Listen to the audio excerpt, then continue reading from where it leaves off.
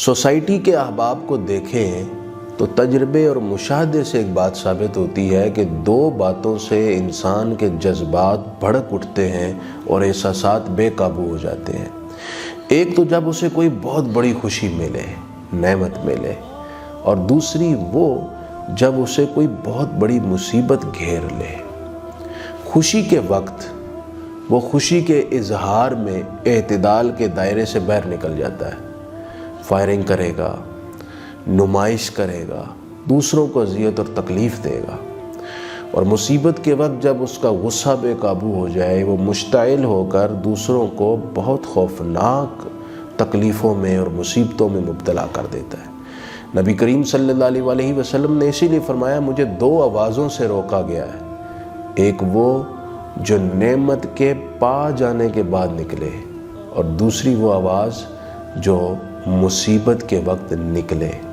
قرآن مجید نے اسی لیے کہا لِكَيْ لَا تَأْسَوْا عَلَى مَا فَاتَكُمْ وَلَا تَفْرَحُوا بِمَا آتَاكُمْ، کہ نہ تو کسی نعمت کے چھن جانے پر، چھوٹ جانے پر تم افسوس کرو، اور نہ کسی نعمت کے مل جانے پر تکبر اور غرور کرو، اور خوشی کے اظہار میں دائرے سے باہر نکلو۔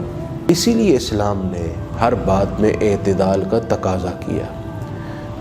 ہمارے مشاہدے میں ہے کہ جب کوئی کسی سے محبت کرتا ہے تو دنیا بھر کے سارے اوصاف اس کی ذات میں جمع کر دیتا ہے، اور جب کسی سے نفرت کرتا ہے تو پھر سارے عیوب اور نقائص اور بد خصلتیں اس کی ذات میں جمع کر کے اسے دنیا کا سب سے برا انسان بنا کر پیش کرتا ہے۔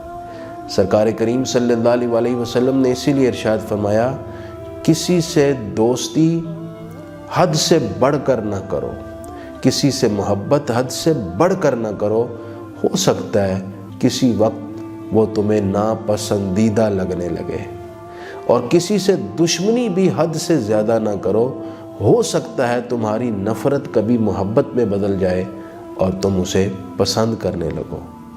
آپ صلی اللہ علیہ وسلم نے ارشاد فرمایا کہ غضب میں اور رضا میں، یعنی خوشی میں اور غصے میں، دونوں حالتوں میں میں تم سے عدل کا تقاضا کرتا ہوں، اعتدال کو نہیں چھوڑنا۔ ہماری امت درمیانی امت ہے۔ اس کا ایک راز یہ بھی ہے کہ اس کے ہر کام میں اللہ تعالیٰ نے اعتدال کو ان کی سوسائٹی، ان کی زندگی کی خوشی کے لیے بنیاد بنایا ہے۔ تو عمدہ زندگی گزارنے کے لیے ضروری ہے اعتدال کو قائم رکھیں ہر کام میں۔ اللہ ہمیں اس کی توفیق عطا فرمائے۔